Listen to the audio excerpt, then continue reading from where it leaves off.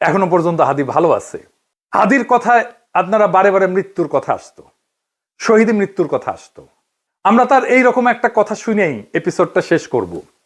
কিন্তু একটা কথা আপনাদেরকে স্পষ্ট করে বলে যেতে চাই, জুলাই বিপ্লবকে বিজয়ী করা ছাড়া আমাদের সামনে আর কোনো রাস্তা খোলা নাই।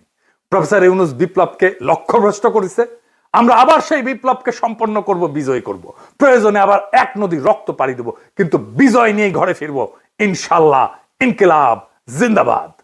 মন খারাপ হয় যে আল্লাহ যদি আমাকে কোনোদিন নিয়েও যায়, তো এই যে ছেলে মেয়েগুলো, মানে আমি আল্লাহর কাছে সবসময় দোয়া করি। আপনি জানেন যে আমার আল্লাহ একটা সন্তান দিচ্ছে, 3 মাস ওর বয়স।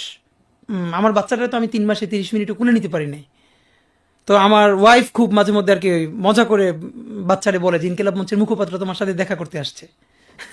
তো আমার এই প্রথম মনে হলো কি যে আমি ভাইয়ারে বলি, ভাইয়া আল্লাহ যদি আমাকে নিয়ে যায়, আমার বাচ্চাটার দিকে একটু খেয়াল রাখেন।